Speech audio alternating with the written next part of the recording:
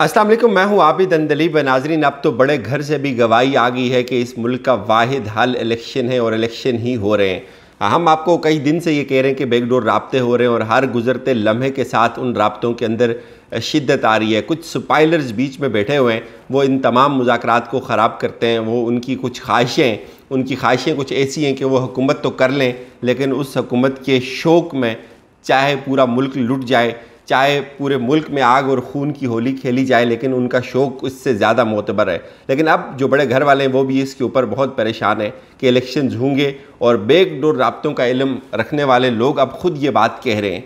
शेख रशीद साहब का एक इंटरव्यू आया, उसमें से बिटवीन द लाइन्स कुछ बहुत इंपॉर्टेंट बातें मैं आपके सामने रखते जा रहा हूँ।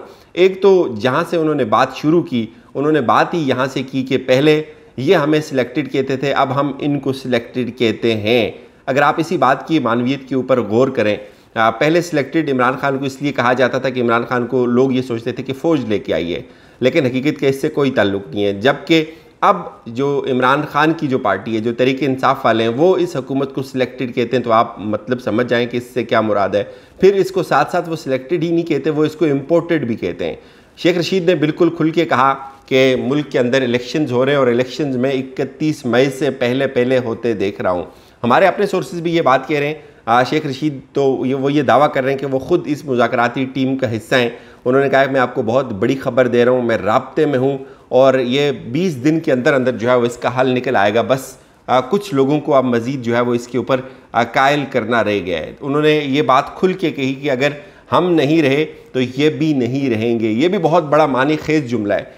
इसका ये मतलब है कि अगर हम नहीं रहे तो फिर ये भी नहीं रहेंगे, फिर इसका मतलब है कोई और आएगा। और इसका ये भी मतलब है कि तहरीक इंसाफ ने इस हद तक जहन बना लिया है कि अगर हम ना रहे तो फिर रहेंगे ये भी नहीं। और बहुत सारी उन्होंने बातें की। एक और बड़ी इंपॉर्टेंट बात उन्होंने ये की कि इस वक्त हम ये चाहते हैं कि इदारों को बचाया जाए। इदारों के ऊपर जो है वो बहुत ज़्यादा मलबा आ रहा है, इदारों के ऊपर बहुत ज़्यादा प्रेशर आ रहा है। उनसे सवाल हुआ कि देखें, जब ये हुकूमत बनाई गई थी, जब ये कुंबा जो है वो तश्कील दिया गया, एक गैर फितरी इत्तेहाद तश्कील देने के लिए बहुत सारे गैर फितरी जो है वो फ़ैसले भी हुए। तो उन्होंने कहा जी बिल्कुल, मैं भी यही सोचता था कि ये हुकूमत जो है वो जब बन गई है तो अब इसको तोड़ा नहीं जाएगा। लेकिन ये जो बनाने वाले थे उन्होंने शायद इस चीज़ को बहुत सही से कैलकुलेट नहीं किया कि हालात इतना जल्दी बदल जाएंगे, इतना जल्दी चीज़ें तब्दील हो जाएंगी, इतनी ज़्यादा इमरान खान को जो है वो मकबूलियत मिलेगी। ये इनकी समझ में नहीं थी बात। फिर उन्होंने ये कहा कि इमरान खान एक कॉल देने जा रहे हैं। अगर हमारी कोशिश ये कि उस काल से पहले मामलात ठीक हो जाएं। अगर आप उस काल का इंतज़ार करेंगे तो इस मुल्क के अंदर खाना जंगी शुरू हो जाएगी, फसाद शुरू हो जाएगा। हमारी ये कोशिश है कि उस काल से पहले तमाम चीज़ें जो है वो ठीक कर ली जाएं। फिर उन्होंने कहा कि अगर इमरान खान कॉल दे देंगे, कॉल के बाद बहुत सारे लोगों का, बहुत सारे किरदारों का नुकसान होगा और बहुत शदीद नुकसान होगा। फिर उन्होंने ये भी कहा कि देखें, लंदन से जो लोग गालियाँ दे रहे थे, वो जो गुजरांवाला जलसे के अंदर फ़ौज को गालियाँ दे रहे थे, अगर वो अजीज़ हो सकते हैं तो इमरान खान ने तो किसी का नाम नहीं लिया, इमरान खान ने तो किसी को गाली नहीं दी, तो इमरान खान क्यों नहीं अजीज़ हो सकता। उन्होंने कहा कि मैं चैलेंज करता हूँ इस बात को कि इन तमाम जो लोग हैं इनकी सियासी कब्र बन जाएगी और फिर ये सब कुछ दरिया जो है वो बुर्द हो जाएगा। मैं बहुत सारे लोगों को जानता हूँ, मैं बाप को भी जानता हूँ और मैं बाप के बाप को भी जानता हूँ। जाहिर है इस वक्त शेख रशीद उस जगह पे बैठे हुए हैं। एक तो वो ख़ुद ये क्लेम करते हैं कि मेरे हल्का है ये, और मेरे हल्के में बहुत सारी चीज़ें आती हैं।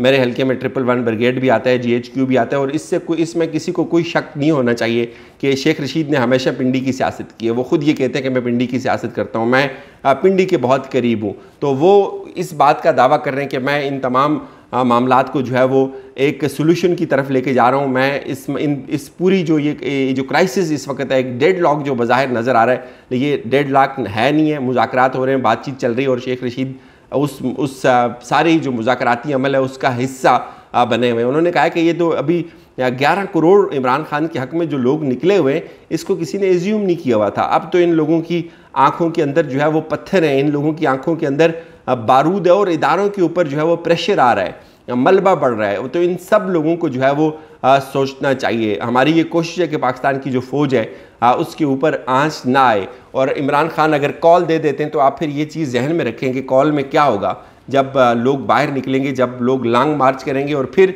वो लॉन्ग मार्च, हमारी इतलात ये हैं कि अगर मुतालबात को बर वक्त ना माना गया तो फिर वो लॉन्ग मार्च जो है वो हतमी फैसलों तक बैठा रहेगा, फिर वो धरने के अंदर कन्वर्ट हो जाएगा। वो तहरीक इंसाफ की जो हिकमत अमली है वो बड़ी अमेजिंग है। वो पहले पूरी तैयारी करेंगे, उस तैयारी के बाद लॉन्ग मार्च की कॉल देंगे। लॉन्ग मार्च जब इस्लामाबाद को हिट कर रहा होगा, उस दौरान भी मुज़ाकरात आप सोच लें चल रहे होंगे, इस दौरान ऑफर्स की जा रही होंगी।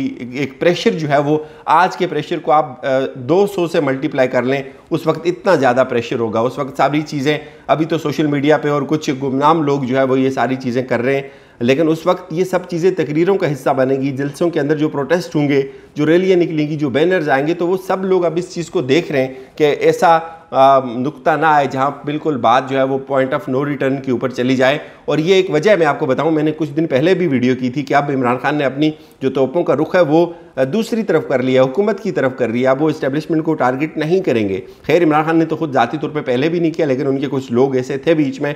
लेकिन अब वो सब लोग, आप उनकी टाइमलाइन पे जाएं, ट्विटर पे पढ़ें, तो ये एक तहरीक इंसाफ ने अब फैसला किया हुआ है।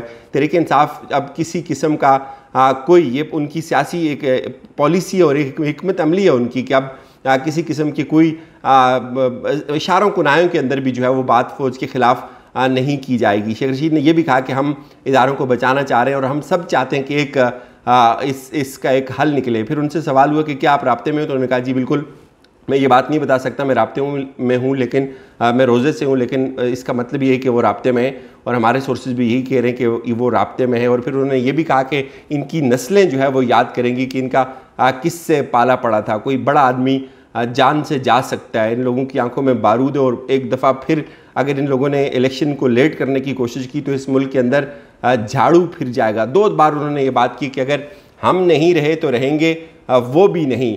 मुल्क के अंदर जो है वो इस वक्त 17 दहशतगर्द दाखिल हो चुके हैं। जब मैं वज़ीर दाखिला था तो मैं ये आखिरी बात उनको लिख के दे के आया था। इस वक्त लोग इमरान खान के साथ उस हद तक जा चुके हैं कि अब उनका वापस लौटना मुमकिन नहीं है।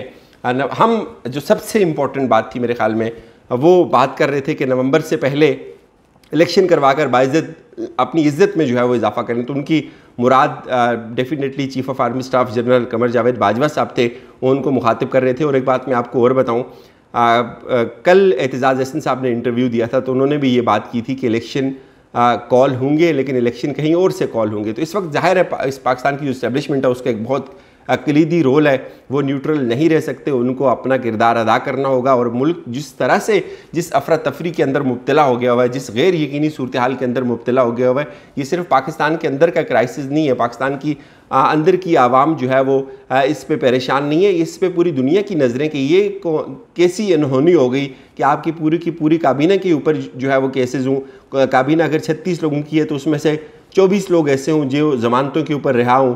काबीना के अंदर 2 बड़े ओहदे हों, एक पंजाब का CM हो, उसका बाप जो है वो वज़ीर आज़म बन गया और उन दोनों के ऊपर केसेस हों, उनके ऊपर फ़र्द जुर्म आयद होनी हो, उनके ऊपर मनी लॉन्ड्रिंग के जैसे जो है वो गंदे और खौफनाक केसेस हों। तो ये दुनिया इसको एक्सेप्ट नहीं करती। दुनिया पाकिस्तान को किस नज़र से देखती है? वो शेर है कि सुन तो सही जहाँ में है तेरा फसाना क्या, कहती है तुझको खल्के खुदा गायब आना क्या। तो ये सब लोगों को अब ये नज़र आ रहा है। और इस वक्त मेरे ख्याल में सबकी यही कोशिश है कि हालात को किसी ऐसे सोल्यूशन की तरफ लेके जाया जाए जहाँ सबकी साख बच जाए। लेकिन कुछ जो स्पॉयलर्स बीच में बैठे हुए, जिनको बहुत ज़्यादा शौक़ है, जिनको जुनून है इक़्तिदार का, और इक़्तिदार के जुनून में वो बिल्कुल अंधे हो चुके हैं, उनको ये जो आवाम की इस वक्त जो रद्द अमल है आवाम के अंदर, जो बला कर रंज है, वो पता नहीं क्यों नज़र नहीं आ रहा। हम फिर अपनी इस बात के ऊपर कायम हैं, बैकडोर राब्ते हो रहे हैं और इलेक्शन की राह निकाली जा रही है। इजाज़त दीजिए, अपना बहुत सारा ख्याल।